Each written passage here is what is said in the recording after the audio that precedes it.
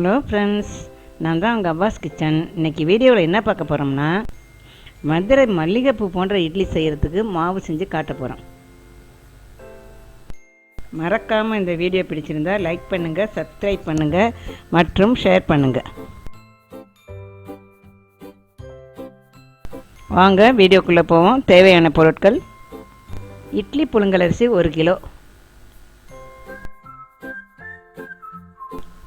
நல்ல உருட்டு உளுந்து 200 கிராம் போடுங்க, வெந்தயம் 2 டீஸ்பூன்,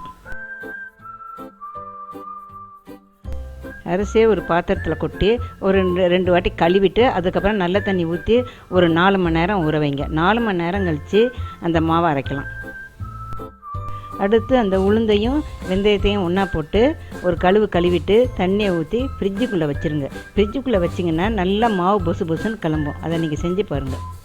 மறக்காமல் ஃப்ரிட்ஜுக்குள்ளே வைங்க, ஃப்ரீசரில் வச்சிடாதீங்க. ஃப்ரீசரில் வச்சிங்கன்னா உளுந்து கட்டியாகிடும், அரைக்க முடியாது எடுத்து. இப்போது 6 மணி நேரம் கழித்து அந்த உளுந்தை எடுத்து நல்லா கிரைண்டரில் போட்டு அரைங்க.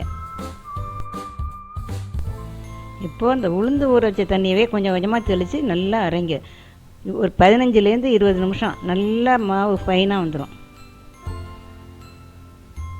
மாவு இப்படி இருக்கும், நீங்கள் பார்த்தா தெரியும் நல்லா. இப்போ மசிஞ்ச உளுந்தை எடுத்து வச்சுட்டு அடுத்து அரிசியை போட்டு அரைப்போம்.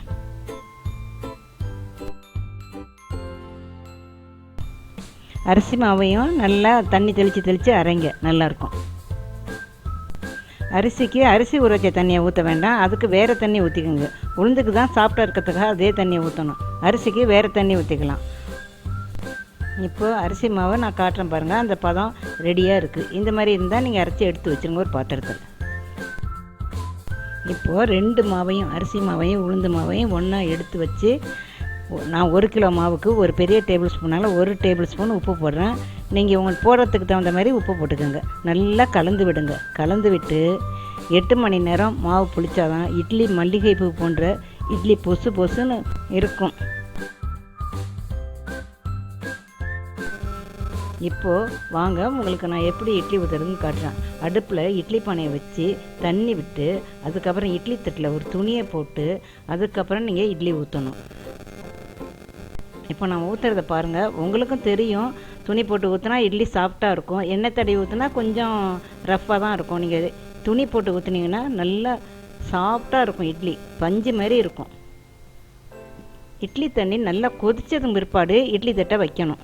சூடானதை விட நல்லா தண்ணி கொதிச்சதை வச்சா இட்லி நல்லாயிருக்கும்.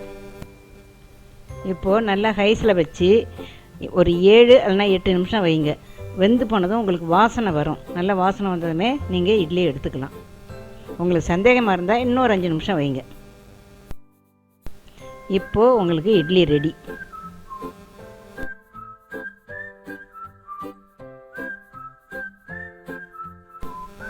இப்போது இட்லி அமுக்கி பார்த்தா தெரியும். வெந்து பிடிச்சுன்னா நல்லா கையில் ஒட்டாமல் வரும். வேகாட்டி மாவு ஒட்டும் கையில். இப்போ எப்படி எடுக்கிறதுன்னு பாருங்கள், காட்டுறேன். தண்ணி தெளித்து இட்லி தட்டை குப்புற கவுத்திங்கன்னா தண்ணி தெளித்து இப்போ நான் எடுக்கிறேன் பாருங்கள். தண்ணி தெளித்து இப்போ இந்த பிளேட்டில் இது மாதிரி கவுத்திங்கன்னா இட்லி நல்லா நீட்டாக வரும், உடஞ்சி போகாமல்.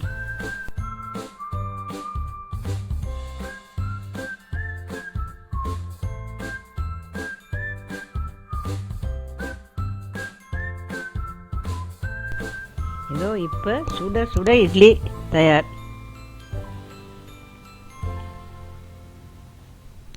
சாப்பிட்டு பார்த்துட்டு கமெண்ட்டில் சொல்லுங்கள்.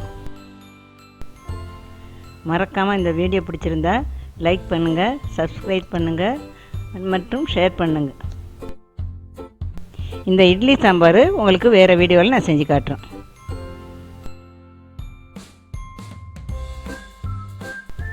நன்றி, வணக்கம்.